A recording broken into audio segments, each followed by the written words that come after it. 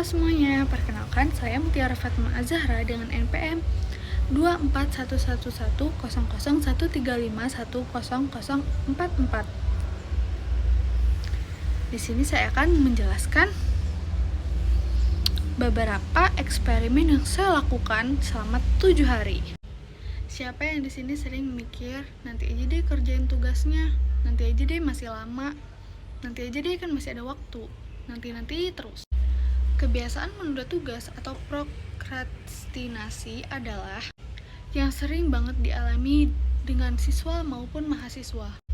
Biasanya kita lebih sering buka TikTok, buka IG, dan platform aplikasi media sosial lainnya.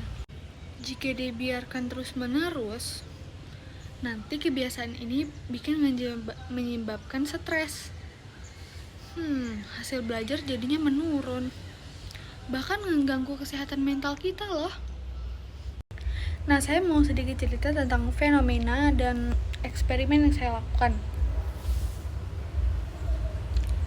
Dari konsep modifikasi perilaku, pada eksperimen ini saya menggunakan beberapa teknik, yaitu self-monitoring, terus stimulus control, goal setting, dan positive reinforcement.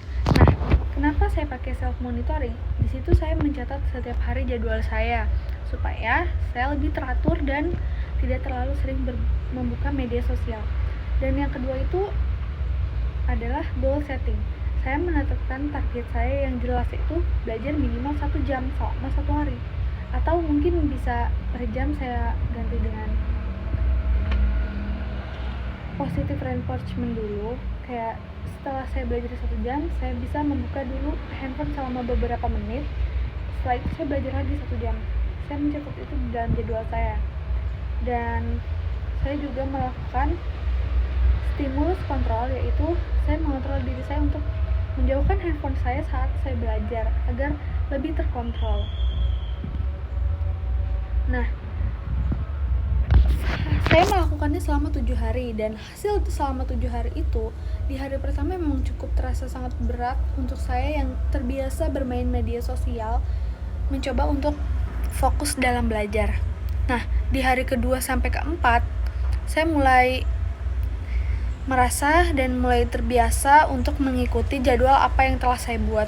Dan di hari keempat sampai keenam, saya menyadari tidak lagi terlalu sering bermain handphone ketika belajar. Dan di hari ketujuh, saya menyadari bahwa saya tidak lagi terlalu sering menunda karena sudah mulai terbiasa belajar lebih cepat dari biasanya. Dan juga sudah mulai terbiasa dengan tugas yang saya buat sendiri atau jadwal yang saya buat sendiri, supaya saya lebih tidak terlalu sering bermain handphone.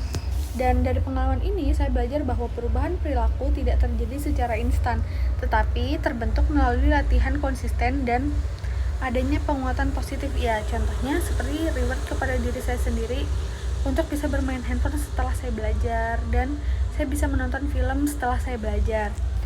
Nah, itu aja. Kesimpulannya, modifikasi perilaku bukan sekedar teori, tetapi dapat diterapkan dalam kehidupan sehari-hari.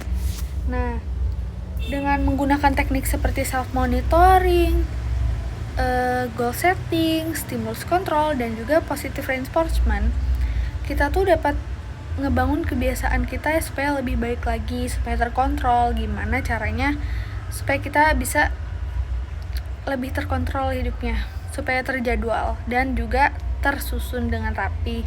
Kalau jam segini waktunya belajar, jam segini waktunya bermain handphone, dan lain-lain, itu sudah terstruktur. Jadi mungkin itu saja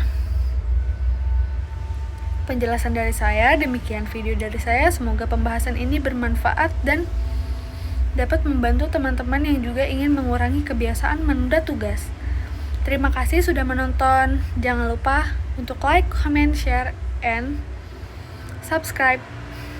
Menurut kalian, kalau bermanfaat, kita bahas lagi video yang lain ya. Dadah!